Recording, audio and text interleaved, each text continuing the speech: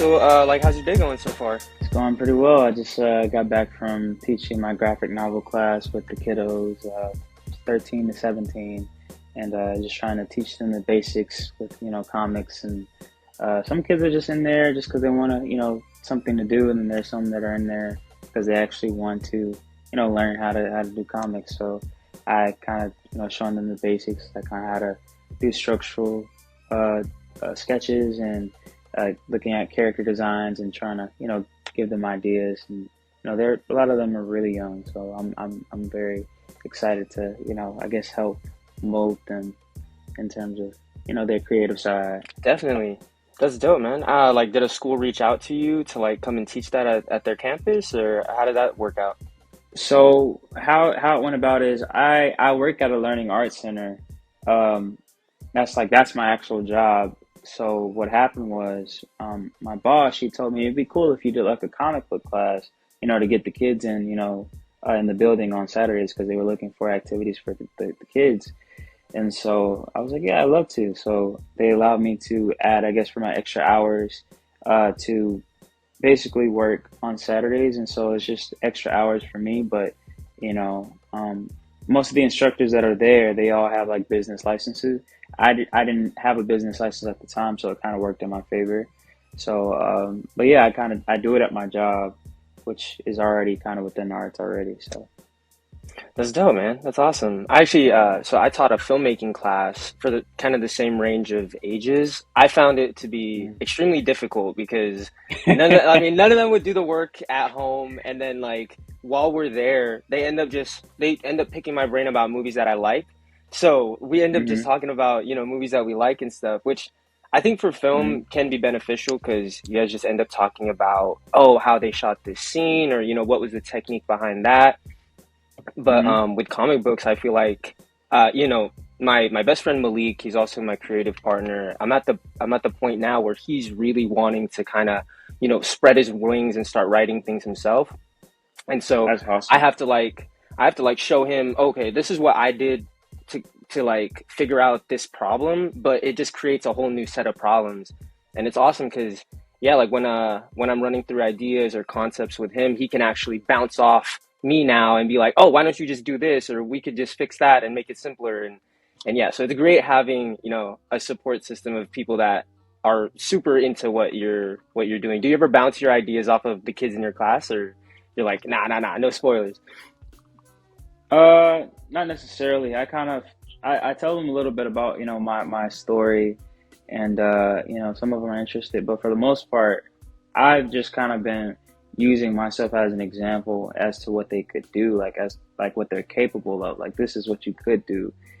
You could, if you wanted to, take comics seriously, this is what you could do, and kind of just tell them, basically what I did in order to make my comic, in order to make my character, pulling from the things that you love, things that inspire you, um, things that matter to you, and I try to tell them to find things that they like in order to incorporate it within their own story, within their own characters story. So that's just kind of what I've been doing.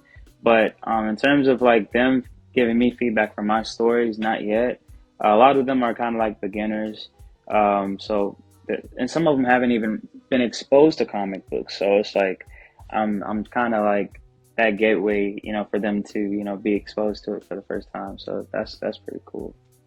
That's awesome. So my last question was actually going to be like, what advice do you have for up and coming comic creators? But it sounds like you're doing that all day, every day. Mm. Yeah, every Saturday, in the mornings. But I mean, I can still answer that question. Just Yeah, whoever sure, sure. watches this, for me, I started my character. All Star was actually created. The version it's not the same version that we have today, but it was a version of the character that I started in middle school, and I just kept revisiting this idea.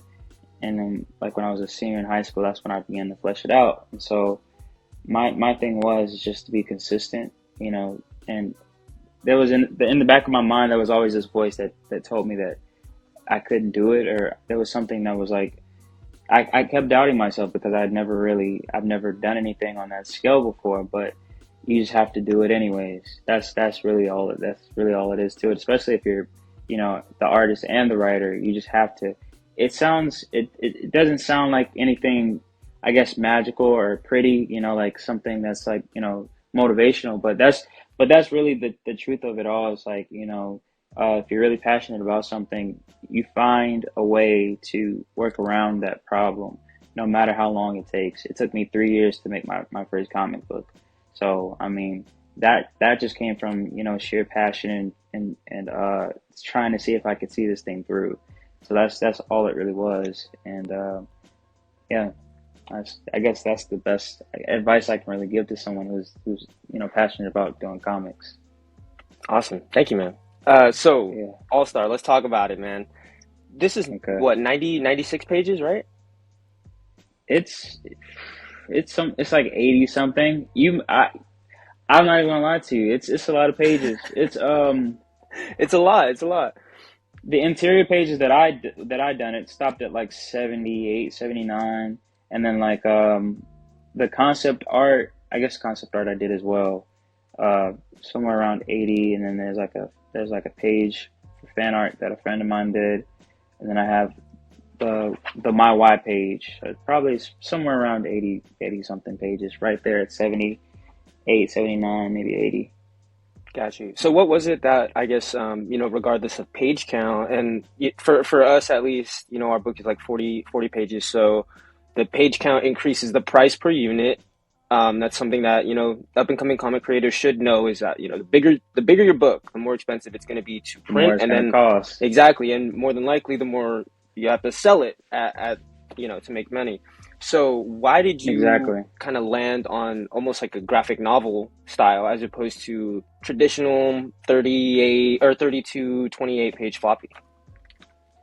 For me, it was a multitude of things. I felt like, if I did a graphic novel for my first book, for my first outing, I guess, with this character, number one, that's badass. Like, to do a book of this magnitude as your first book, I was like, if I can do this, then doing a 20 pager is cake. You know what I'm saying? Like, so that's kind of like, that was my mentality. Then also, in terms of the storytelling aspect, I wanted to make the book feel like you're watching a movie. Even though it's like, 70, 70 to 80 pages, I still wanted to make the pacing feel right. And, whoever read the book, or, you read the book. So a lot of people said that it was an easy read, that it didn't feel like, you know, forever. It was like the things that happened when they were supposed to happen. And a lot of my favorite stories, like Watchmen, Alan Moore's Watchmen, and Dark Knight Returns, and all these big graphic novels are always getting adapted into movies. And I feel like you know you could easily just like look at the pages and easily adapt it into like a movie if you wanted to. So that's kind of like another reason why I did the graphic novel format instead of it being like um, episodic, which a lot of comics are, very episodic in nature with the, 20 pages and then to be continued. Even though there is to be continued at the end of this book, it could end like a movie if I wanted it like to, if a director wanted it to. So that's kind of why I took that approach, for the graphic novel.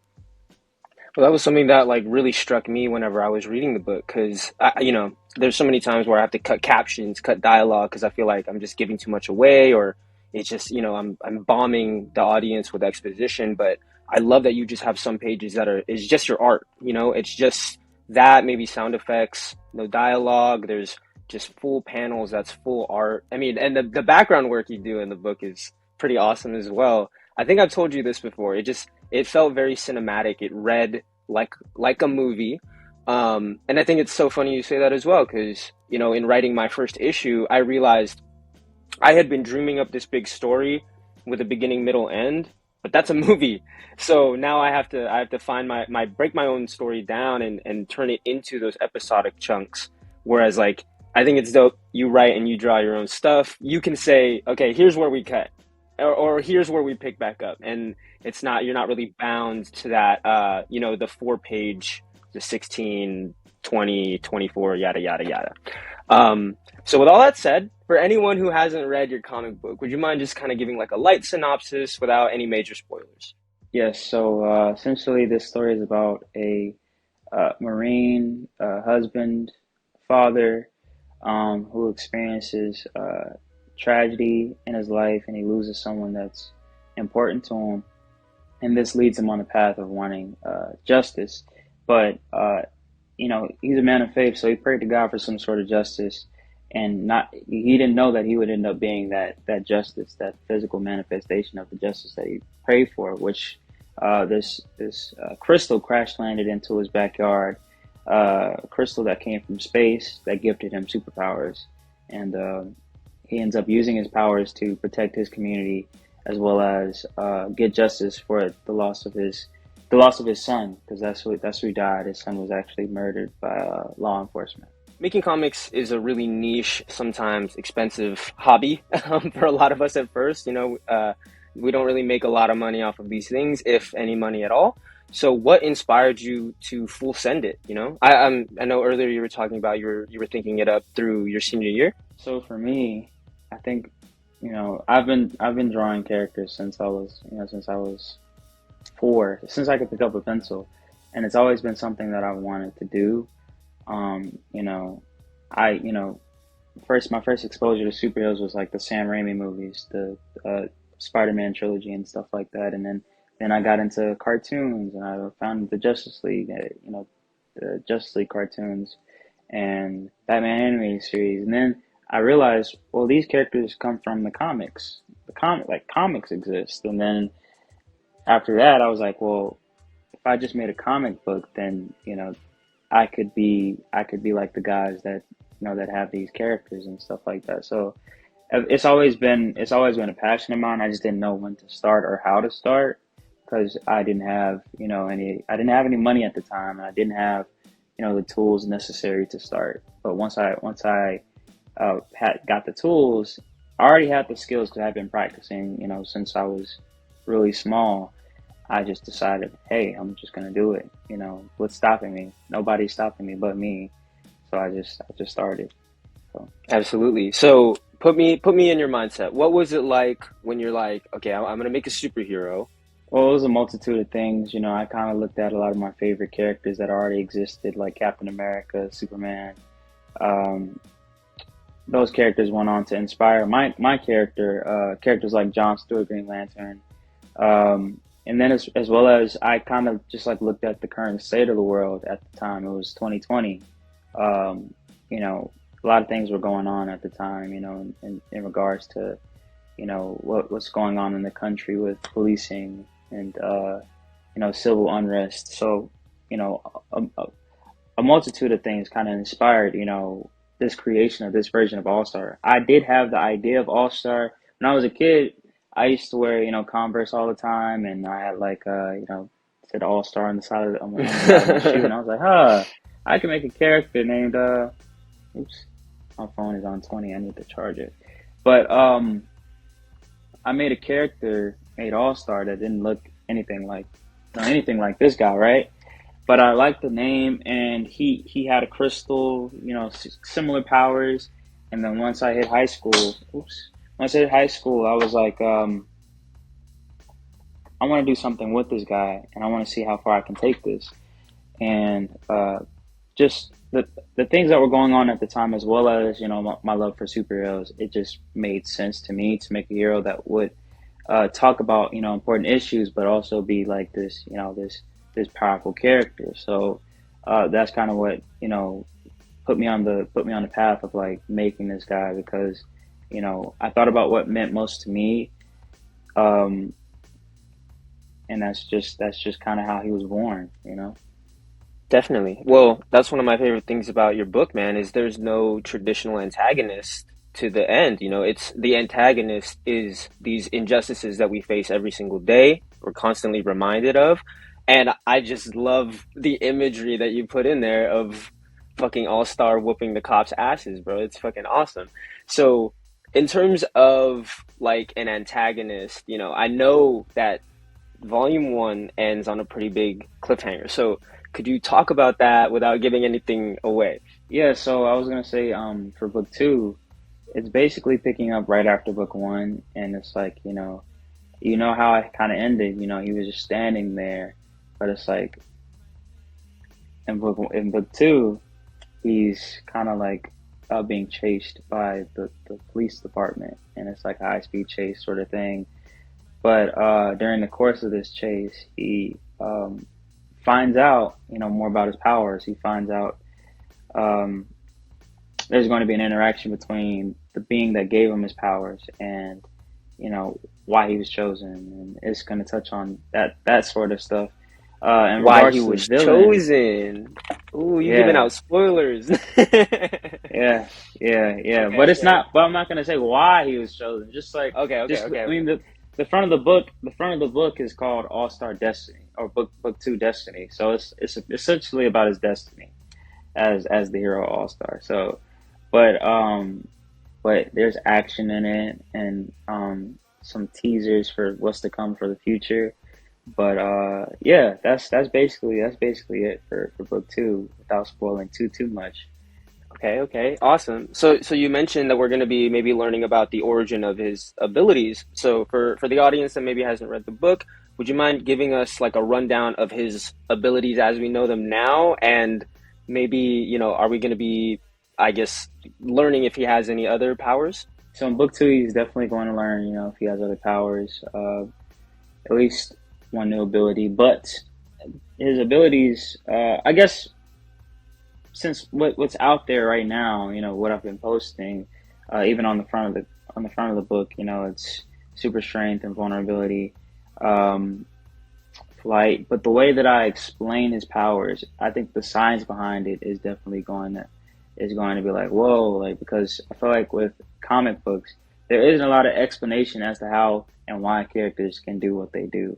And so that's basically that's in book two. Like, I have, even though it's fiction, I have to a certain level, scientific reasoning that explains, how his powers even work in regards to his body, and how the powers, how they really work. Like, No, I totally get that because, for me, I get that mental block if I can't like logicify certain things, So much of building our own universe was starting with the power tier that I want Koa to be at. So when people always ask me about my main character, I kind of like, and they don't know about comics, I say like, imagine Spider-Man, but if he had the power level of like Superman or Shazam and had to deal with those level problems. So a lot of our like story has been about reverse engineering that and like giving you like a baseline, instead of crooks and robbers in this world, it's Nova humans. So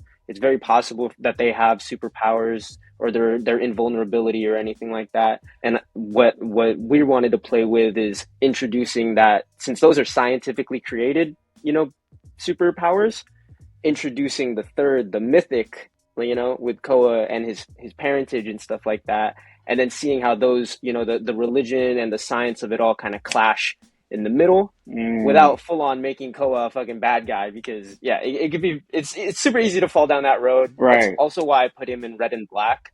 I feel like red and black are characters that you strongly connotate with, villains and stuff like that. But what if he was Mm, like kind of funny and goofy, but looked like a badass? And that's very much what I get from the Hawaiian perspective. I like that. In relation to All Star, I personally feel like as black and brown creatives, we constantly want to create characters that are uplifting, but also like interesting. Like, how did you decide what elements to bring from your own experience in, and then like what to leave out? I just kind of pull from, like I said, the things that connect to me on a personal level, as well as culture wise. The things uh, that I appreciate. A good father in the homes.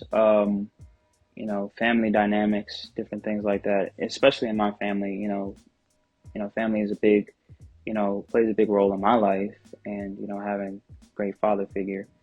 Seeing that in, especially in the black community, having that great father figure, this character as a father, his relationship with his son, as well as tackling the important issues that go on in my community in regards to policing, that, you know, was something that I wanted to implement into the story because I feel like there aren't any superheroes that I've seen personally that are like tackling the issue head on. And I wanted to tell a story like, okay, so the title of book one is Protect and Serve. Um, that is normally used, you know, for police officers. They're supposed to protect and serve. But in this situation, it's like you're looking at the irony of the situation, like, okay, that this person that was sworn in to protect and serve the community is doing the opposite. And then superheroes also do the exact same thing. They're supposed to protect and serve. So that term kind of, you know, it kind of, you know, was put on his head and kind of switched, you know, with the character. Um, so that's kind of how I uh, implemented certain things from, I guess, my community as well as, you know, things that meant the most to me as a black creative.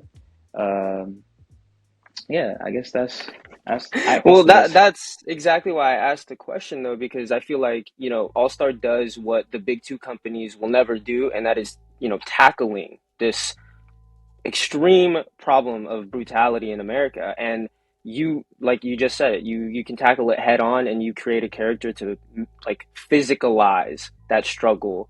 Whereas instead, we have to, with the big two, it's constant metaphors, or it's Tiptoeing. written by somebody who doesn't really know what they're Yeah. talking about. Exactly, exactly. They're always walking on eggshells, and that's why I think it's very important that we have these indie books that are coming out that are like really pushing that envelope, man. So back to All Stars powers. I'm curious. Are we going to find out exactly where the crystal is from in the Oh next yeah. issue, or are you like really Oh drawing that no. out? That's definitely gonna find out where it's from, and its origins. You're also gonna find out, you know, its connection. You know, I guess I can say this on here, but I've talked about it on several lives and kind of hinted about it, maybe in a couple of posts. Not as of recently, but I have in the past. The crystal was actually crafted by this being that has a connection to the stars, and human beings also have kind of a connection to the stars because we have similar elements within us that stars do. So when this crystal that's crafted from the stars comes in connection with this man who has, you know, dormant elements, we all have, you know, these elements: hydrogen, calcium, sodium, oxygen, all these elements that we have, you know, the stars have. So when he comes in contact with this crystal, everything is heightened 100 times that than, you know, the average man. So he, you know, it's even in his name too. Like All Star is like it's kind of hinting at what that entails. So it's like it's not just. I know you read in issue one, like you know, his relationship with his son, and he nicknamed his son All Star. So after his son died, you know, he took on his son's nickname as a, you know, tribute. But it has, Dude, that shit was heartbreaking, by the way. yeah, yeah. Just gonna casually break our heart like Yeah, that. yeah. But I think in order to tell, you know, great stories, you have to tug on the heartstrings of the audience, and then also, you know, put them in the perspective of a character and of a person like this, because I feel like, you know, sometimes you don't really know until you're like put into the shoes in the mind of someone, and seeing it play all the way through, you know, like so that's kind of why I went that route. And most heroes have a origin story that's filled with tragedy, and so this character kind of has all the traditional beats of what a superhero is, but it's definitely more grounded. Sorry, some of the more like famous superheroes, their tragedy happens when they're a young child, and that's what I loved about All Star was, it's Hmm. the flip, and you're not it's not until you're older, or maybe you have siblings, that you realize what the loss of a child Yeah, emotionally, like how damaging and how irreparably like catastrophic that could really be to a right. person. So it's almost like the crystal does show up in the right Hmm. time in his life. That's exactly you just said it. And you know, the fact that he's a father, we've never seen a hero experience tragedy like this as an adult, losing a child. Like I've never seen that dynamic with, you know, any superheroes. It's um, mainly heroes that are, you know, younger teenagers, or just they're typically in the younger age range when they experience that tragedy that shapes them. But this guy, he's a father, and it just goes to show, like, what effects that can have. You feel like you failed as a parent, that you couldn't keep your child safe, and so that just you feel that, and even in the way that I drew, his emotions and his facial expressions and his relationship with his wife and how they deal with it. I wanted the audience to feel that, and it makes you feel more connected with the character. It makes you want to see the character win because of the fact that he's went through all this stuff, and the fact that he was able to turn his tragedy into some sort of triumph. And it's on the back of the book. The story is a tragedy turned triumph story, and over the course of his story arc, you're gonna see him being a grieving father, still attempting to be a superhero, and using being a hero as a way to deal with his grief. We haven't seen anything like, a father trying to. I mean, I guess the closest you could say is probably like a Batman, after losing Jason, but that's kind of like the story that I'm trying to tell, about this hero who's he he's a real man at the end of the day, but he's still a good man. He has real emotions, but he's still trying to do what's right. Because if his son was still here, And Batman can take that like that cynical approach sometimes, but I love that All Star. I can feel the backbone being like this is gonna uplift at the end of the day. And yeah, man, like I get chills thinking about it. The protest scene, man, like it felt very, very timely. And almost when I was reading your book, man, just like why hasn't someone done this? And I was really glad that you did. So yeah, man, you did a fucking awesome job on the first one. Okay, I can't wait to read the thanks, man. I second really one. appreciate it. I wanted to talk a little bit about your writing process. So I know like yours is probably going to be a little bit different from mine because you can go straight into the art. So when you have a story idea, how do you get into it? In order to keep it fun and exciting, I try to think about certain scenes in different parts. They might not be in a full sequence. Sometimes they are, sometimes they aren't. But I'll think about a particular scene and I'll just jot it down in my notes on my phone, and then I just go straight into doing the artwork, and I put it all together in sequence. And I kind of, based off of how the characters are feeling their emotions, I try to make it feel as real as possible. I feel like doing a long, drawn out like script is kind of personally to me kind of boring. I like the process to feel very free flowing, and I kind of like to freestyle it. And also too, I can write as I'm drawing.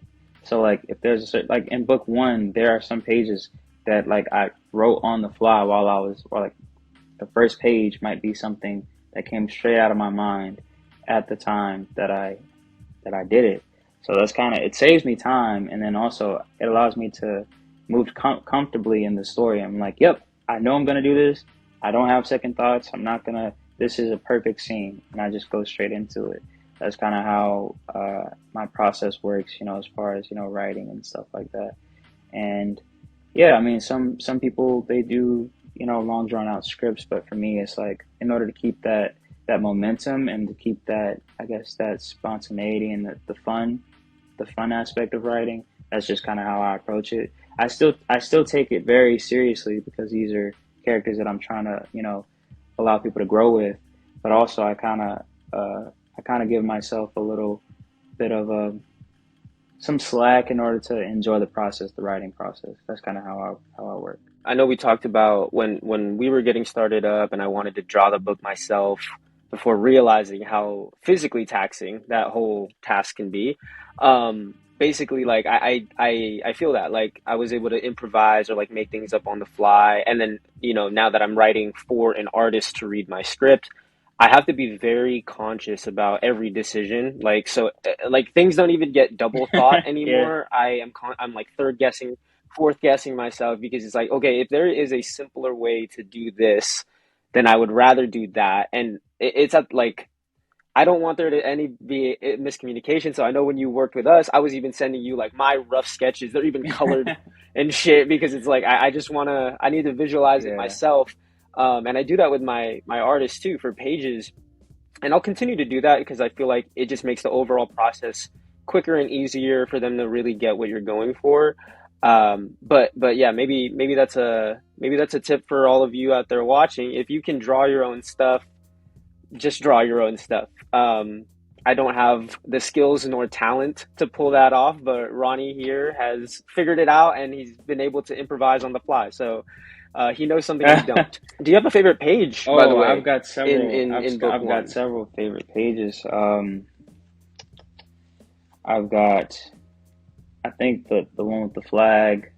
That one was really cool. The shot where it's like you see, it's kind of zoomed in on the flag, but you can see the parents and the cop in the background. I feel like that was a very powerful shot.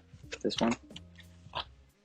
Mm, yeah, yeah. Yes, yes. I took a photo of that on my first read through because I was like, wow, holy shit. I also love, like, this is what I was talking about, where you just have these Hmm. cinematic ass shots, no dialogue, no Yeah. nothing, like, Yeah, freaking awesome. the tear gas blown away. Do you have any? Yeah, I think people kind of don't really think about what it's like what it takes to do a crowd scene because it's like it's a lot of people you have to draw in a crowd.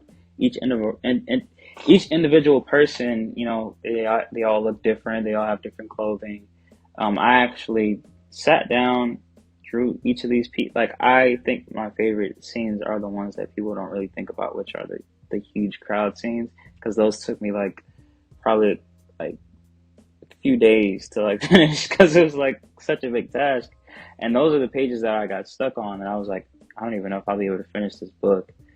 Like I'm like, oh, like I was mentally drained, and I it took everything in me to like finish them up. And so once I got over that, those humps of dealing with, uh, drawing, pages that big, then I could get to the fun stuff. And I think when I got to the page, where he's transforming and where he's doing his superhero stuff, those pages were a breeze because that's the type of stuff that I wanted to get to anyways, the action sequences and different things like that. This Yeah, one right man, here, those bro. pages were so fun to This do. one right here. So fun to do. Oh, I bet. I would say in the beginning it was difficult, and then near the middle of the book it was still difficult, but less difficult. And then near the end, it was a breeze.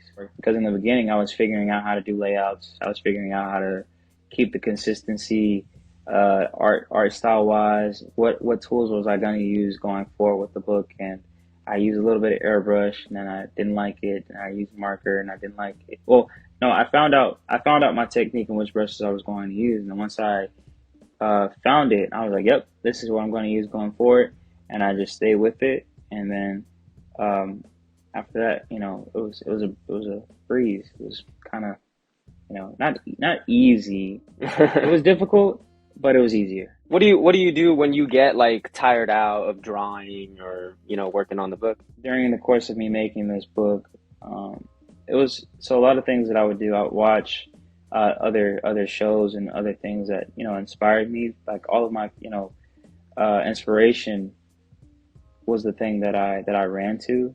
So I was still in the mindset of like getting my book done, even though I wasn't working on it. So I would watch things like, the DCAU stuff, or the Raimi films, or just things that inspired me the most, and then that would kind of like give me just enough fuel to like finish up on a page. Yeah, he just like me for real. Yeah, that's kind of what I did. Like while I was sitting and watching, these characters and the shows and the movies, I'm thinking to myself, man, these characters have been around for 80 plus years. I need to get off my ass. After watching like maybe a movie or two, that was it motivated me just enough to just to like muster up enough energy to finish a page because my character is not even out there into the world yet. And if I want to be in the same conversations, then I need to finish. And so that kind of gave me enough energy to kind of get that push. And even if it's like subconscious, I feel like being exposed to the world that you are like, you're striving to be a part of really, I feel like it just like I'm constantly reminded, oh, I love Spider-Man because of that. I love Superman because of that. Like I'm constantly just taking those mental notes now and being like, how can I implement that same feeling in my own way to a character that I create? And I think that's like the fucking best thing about art. Yeah, it's the best thing. It's like we're all just playing off of each other Exactly. and just having fun with it. We know that one of your inspirations behind All Star is a little bit of Spider or Superman, a little bit of Captain America. So, do we see All Star with a team book at any time in the future, or can you not give that away? I don't know, will we? Yo, for sure. And then, do you have any other like current projects in the So my works? next character, I've already done the sketches and the layouts for the next book. It's going to be a different character. So after I get done promoting the Kickstarter and it's successful and I get the books out to everybody, I'm immediately hopping into the next character, which I did post last year, the Wolf Shinobi. It's Werewolf Ninja. Oh man, what can you tell me about Wolf Shinobi so far? So Wolf Shinobi is basically a story about it's really it's about in the beginning it's about the story of it's a love story of this man who's cursed with the werewolf curse, but he falls in love with uh, lady ninja from this clan, in Japan, and they don't know that he's cursed until they're attacked by rival samurai, and he's in love with this woman, and they can speak English, so it's not like an English, I mean, a language barrier. But he's in love with this woman, and then the day of the attack, but by the samurai, um, he has to basically expose himself, as the monster that he is, and he becomes a werewolf and protects his woman, and the Ninja Clan They find out, and they're like, we can't keep him here. We can't allow him to be here because he's cursed. And so they devise a plan to kill him. And he saves his woman time because they also plan on killing her too because they were always around each other. And he he basically ends up dying, but the mother of the woman, she ends up having his child, and that child ends up growing to become the main character. That main character is taught by the mother everything that she knows in regards to being a ninja, all the while uh, finding out that he's also a werewolf as well, and so he plans on getting revenge on the clan for what they've done to his family. But it's gonna be some other stuff that's in the story. That's some I guess elements that are gonna be hidden, in regards to like who's behind what, and there's also going to be a time jump. The character is going to be an immortal character. The original story between the man and the woman, the love story that takes place in feudal Japan, is going to fast forward to modern times. So the Wolf Shinobi, he's been around in the universe, but he's not a he kind of works in the shadows. So in the real world, in their story, which would be their real world, werewolves and vampires and the supernatural are fiction, but the real world, they don't know that the fiction is actually, the myth is actually does actually exist. And so that's where he comes in. He's like a figure in the shadows. I guess he would be, if I had to explain to you characters that I guess that would fit him the most, would probably be like a mixture between Batman and Wolverine, that bestial aspect of the character, but then also um, that dark and brooding, angst, with the character. But yeah, that's kind of what the Wolf Shinobi is. But I love it, man. yeah, Is this isn't your first Kickstarter campaign, is it? this is my second Kickstarter campaign. I had one last year, and man, it was definitely it was a it was a great experience. I didn't reach my goal, but I did learn, some things and how it felt to, have a Kickstarter up. You know, helped me with my nerves this time around. Definitely, I wasn't like when I first started my first Kickstarter, I was nervous. I'm like, what if I don't meet my goal? What if I don't this? What if I don't that? I didn't have that this time around.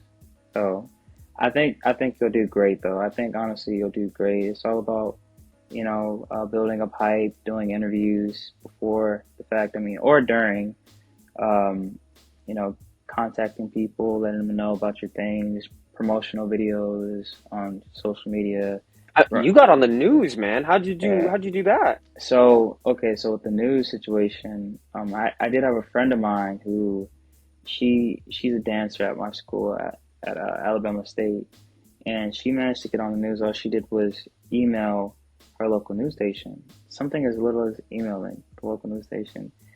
I emailed them, and then I think one of the producers emailed me back from a person, like their own personal email, and I gave them like a media package, with all of my art and what I'm trying to do, and they were like, "This is great work," and then they decided to do a story on it, a segment on it. So that's kind of how I did it. So something as simple as doing that. Like people don't really think like, oh, you just gotta contact them. Like sometimes I think some people, because the news, like if you're in a small town or city, sometimes your local news station, they're looking for good stories to cover.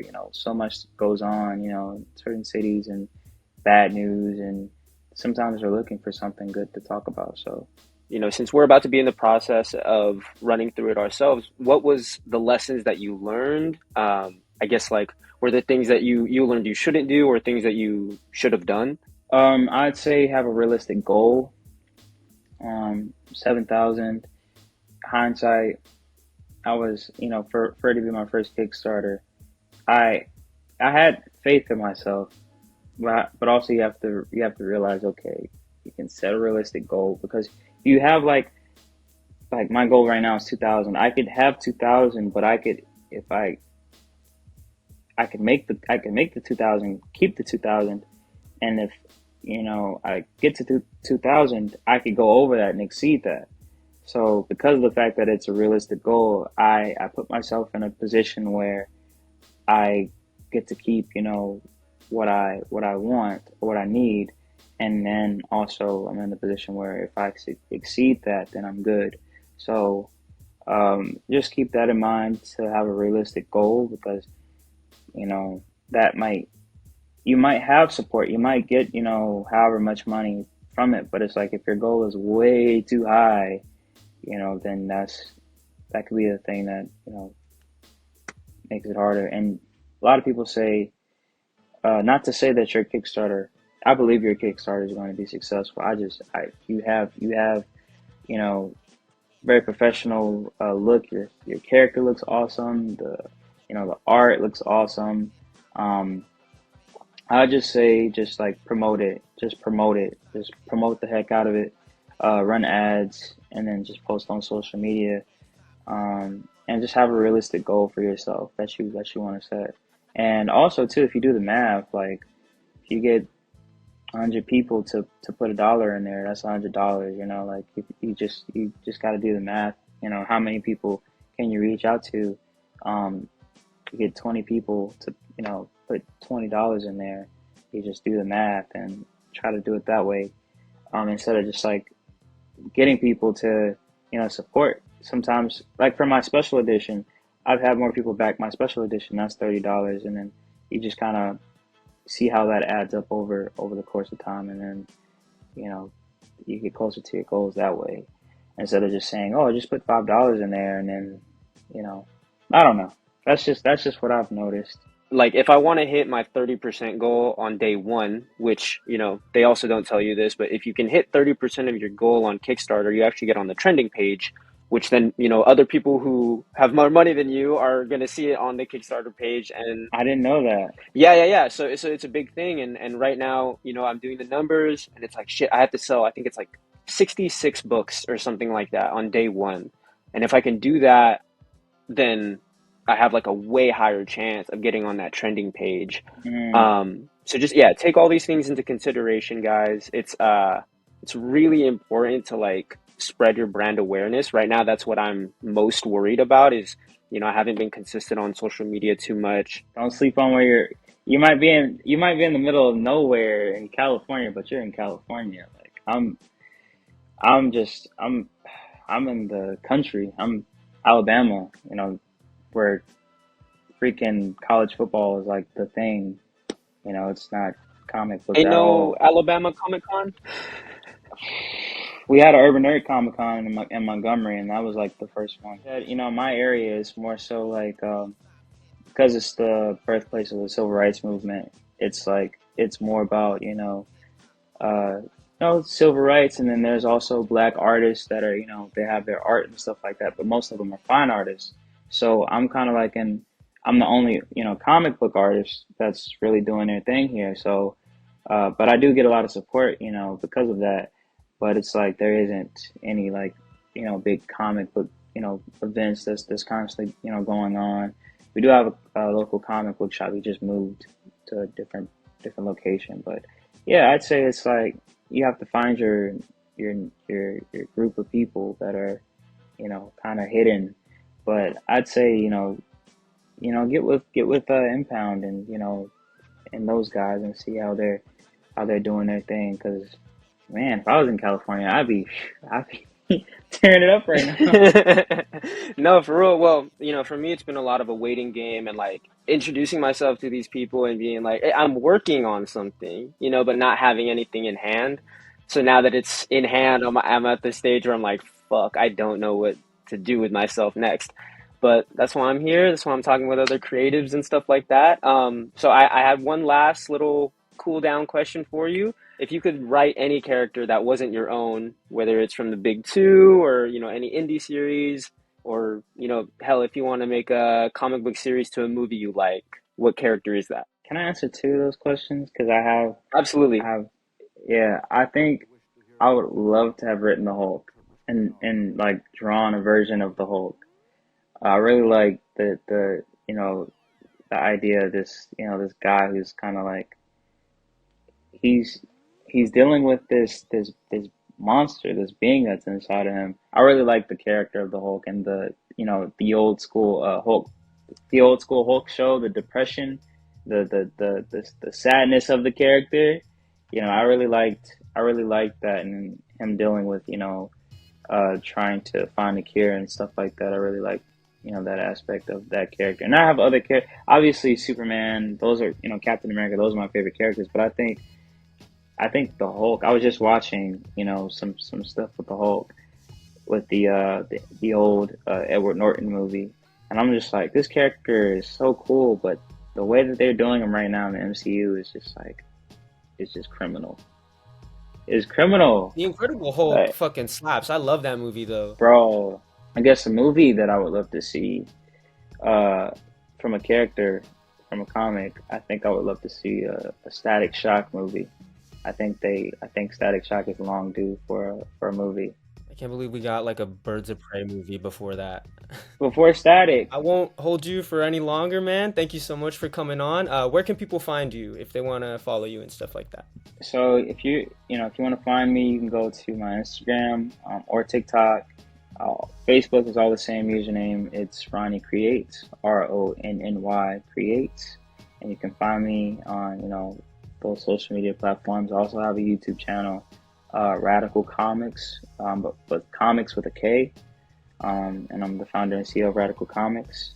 All right, guys. Thanks so much for watching, and thank you, Ronnie, again for coming on. Can't wait for your book two, man. And you know what? I owe you a physical copy of One Sun One because you're literally on the credit page. So I'll send you an extra one whenever our Kickstarter's like finished and stuff, man. Awesome, man. Awesome. I can't wait to see it. It looks great. Like the quality looks amazing, and I can't wait to see it. Thank you, man.